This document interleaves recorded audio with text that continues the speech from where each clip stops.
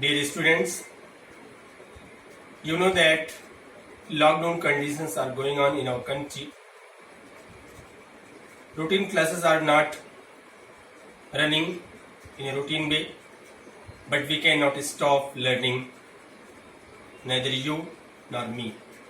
Learning is an ongoing process in our life. In this process, today we are going to learn a topic of mathematics. Today we are going to learn about set theory, set operations, union, intersection and difference of two sets. Let us start. Set.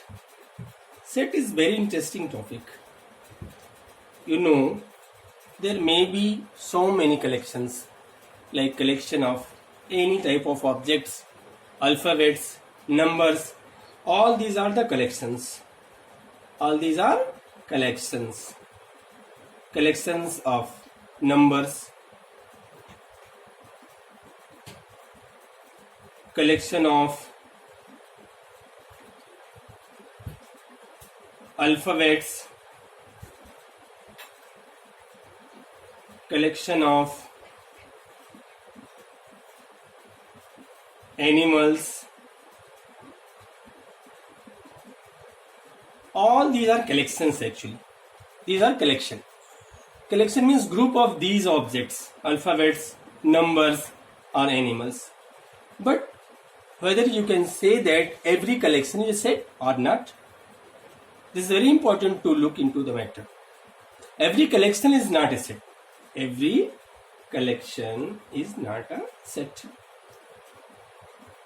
Collection is not a set. Then what is the specification of a collection when this may be set? We should look into the matter. Before that, we should know what is the definition of collection. Definition of collection. Collection of set. If you know that definition of set, then you can identify that whether this collection is set or not. Let us see. What is the definition of set? Set is well-defined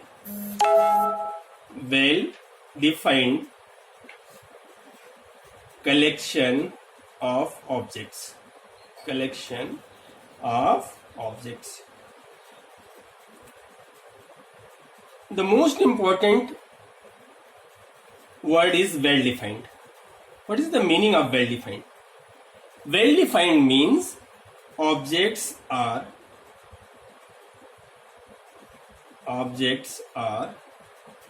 definite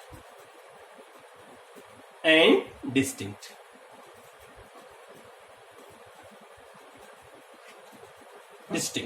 Objects must be definite and distinct. Then this collection will be set. Otherwise, this will not be set. What is the meaning of definite? Definite means there is a particular definition of these objects by which we can define these objects. And this distinct means they are different from one another. For example, let us take our collection A is equal to A, B, C. There are two objects A and A which are same, not distinct. So this type of collection is not a set. This is very much important that objects must be distinct. For example, if we take another collection that is B, C, D. Now the objects are distinct. So this is set. It means they cannot be same. And there must be particular definition. There should not be any sort of ambiguity. If there is ambiguity, then this is not a set. Then this is a collection but not a set. So first of all, we should know that when the collection is set and when the collection is not a set. Now we look into the representation of set. How we represent a set. There are two types of representation. Representation of a set. There are two methods. First is list method. List method. We also call it as roster form. Roster form. Another second one is set builder form. Set builder form. As it is very much obvious from its name that what is the list method. In the list method,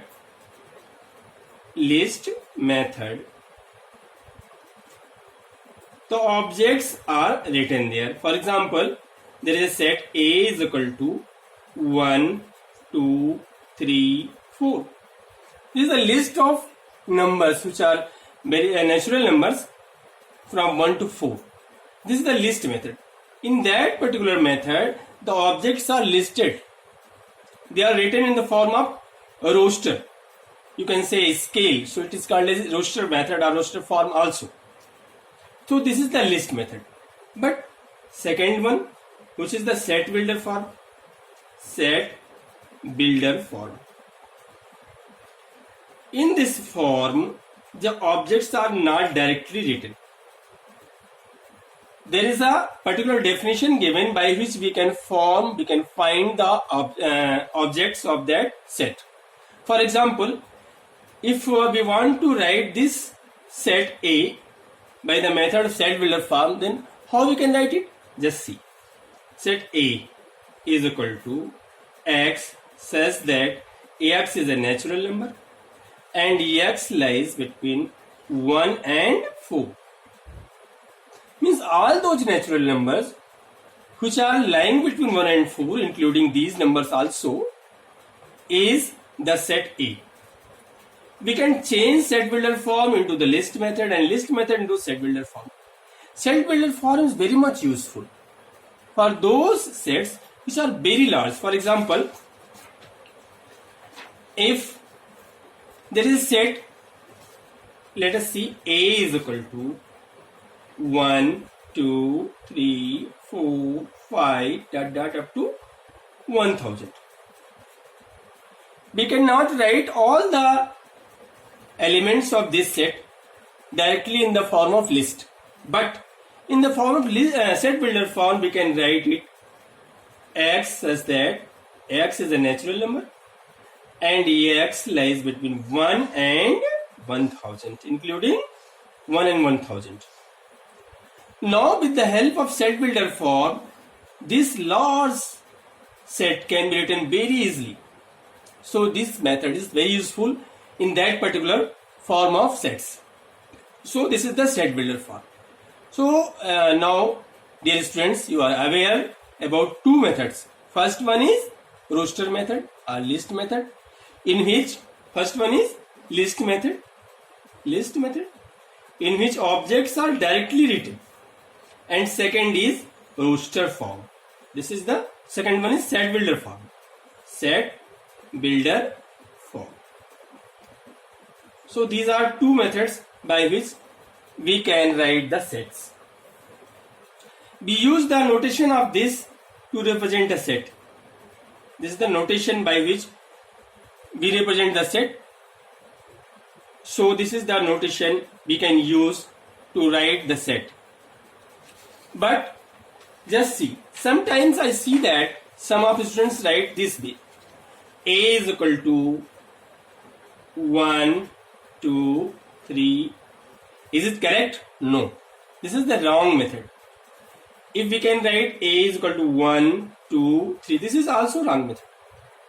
Because in these two methods, the exact notation of the set is not used. What is correct? This one is correct. And these two are wrong. We see that sometimes students write this way and this way.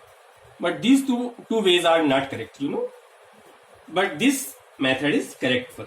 So when we are going to write a set, you should always follow this method by which we can write the set. Objects may be numbers, letters, anything like this. There may be any object, but you have to use this notation compulsorily. Then only you can say that this is the set. Right? Now we see that some intervals which are written in the form of set. Intervals. Do you know what are the intervals? If you don't know, let us see. There are three types of intervals. First one is closed interval. Closed interval,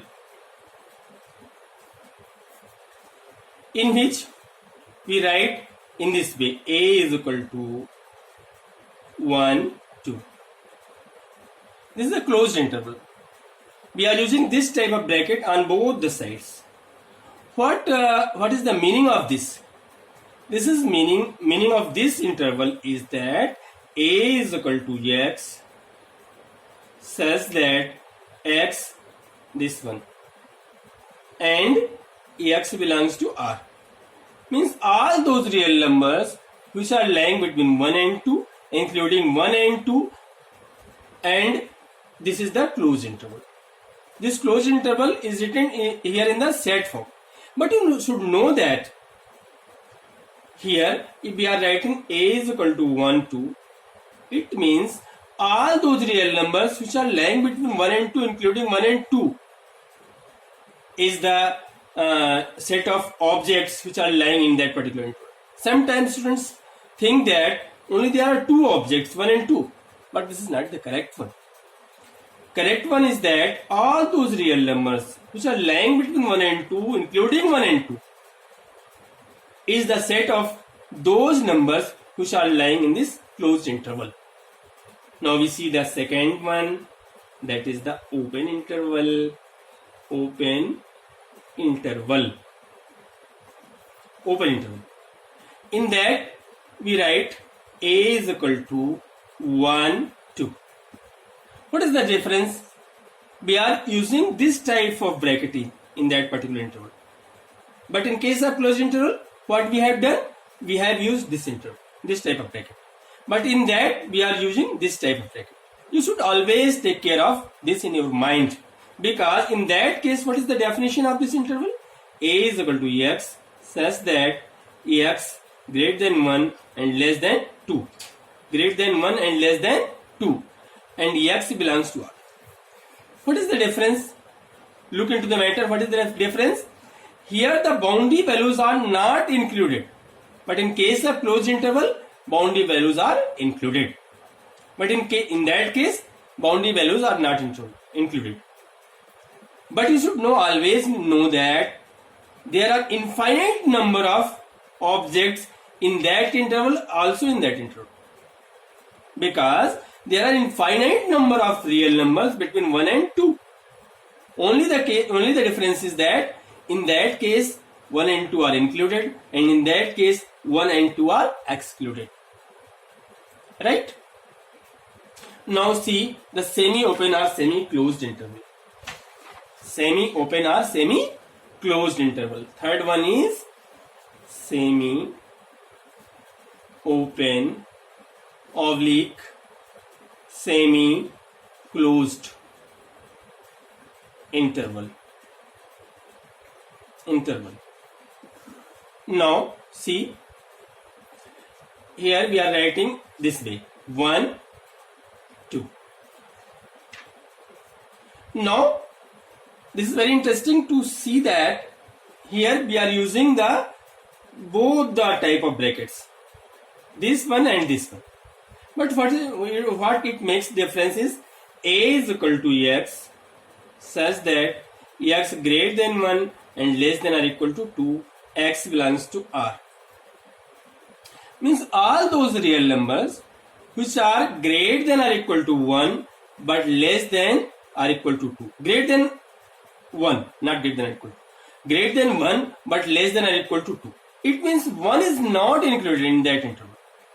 All those real numbers are lying between 1 and 2 are lying in this interval, including 2 but excluding 1. This is very obvious that how many real numbers are there? There are infinite number of real numbers. In the same way, if there is written in this way 1, 2, now see what is the difference. Now a is equal to x such that x greater than or equal to 1 and less than 2, x belongs to R. Means all those real numbers which are lying between 1 and 2, including 1, excluding 2, are the objects or numbers which are lying in that set. Now it is clear that on the end where we are using this bracket, the number is not included, it means it is excluded, and on the end where we are using this bracket is the number which are included, not excluded. Now it is clear that in these three type of intervals, this bracket, the number at this end is included, and the number which is lying at this end is excluded, right? So now three things are very much clear. What is said? Three things are very much clear during today's lecture. I have made it clear that three things. First one, what is set? What is set? Second thing, what is difference between set and collection. Now it must be very much clear in your mind that every set is a collection, but every collection is not a set, because the objects are not definite and distinct in case of every collection. But if it is set, then definitely it is a collection, because collection is very common word, but set is not a common word. Now third one is, what is method? What are methods of representation of set?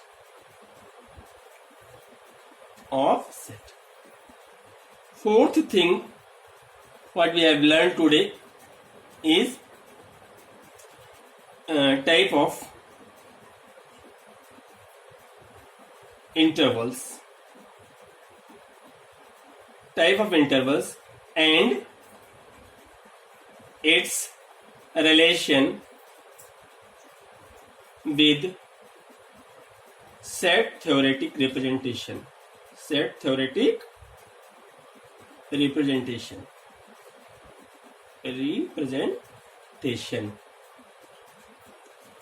Now students, these four things must be very clear in your mind. What is set? What is difference between set and collection? What are the method of representation of sets? And type of intervals and its relation with set theoretical representation. I have made it very much clear what is the common mistake I have noticed during the correction of copies, that during the representation of sets, sometimes some students do not use the brackets, and if they are using brackets, they are not properly using the brackets.